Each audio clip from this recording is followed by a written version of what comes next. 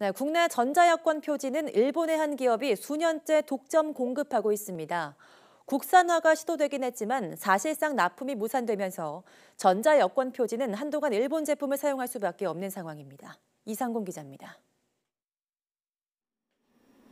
대한민국 전자여권 표지에는 개인정보 등을 암호화한 전자칩과 안테나 등이 들어갑니다.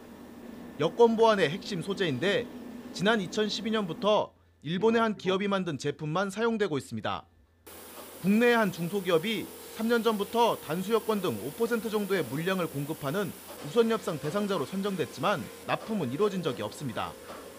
한국조폐공사가 진행한 적합성 시험에서 부적합 판정을 받았기 때문입니다.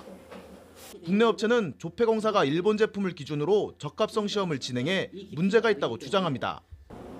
자신들이 만든 여권 표지가 공인된 시험기관에서 보안성과 기술 규격을 충족했음에도 조폐공사의 적합성 평가 기준을 제대로 안내받지 못해 차별을 당했다고 말했습니다.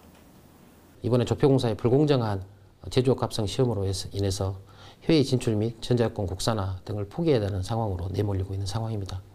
해당 업체는 전자여권 표지 국산화를 위해 40억 원을 투입해 장비를 도입하고 기술을 개발해왔습니다. 한국조폐공사는 절차상 문제가 없다고 해명했습니다. 국내 제품의 품질이 기존 일본 것보다 성능이 뛰어나거나 동등해야 하지만 그렇지 않았다는 겁니다. 또 수차례 개선 기회가 제공됐는데도 일부 시험을 통과하지 못해 국내 기업이 개발했다고 하더라도 사용할 수 없다고 설명했습니다. 전자여권은 10년 동안 품질이 보증이 돼야 되고 해외에서 우리 국민의 신분상, 재산상 안전을 지킬 수 있는 유일한 수단입니다. 그렇기 때문에 저희는 엄격하게 규정된 절차에 의해서 입찰을 진행하고 품질 시험을 진행하였습니다.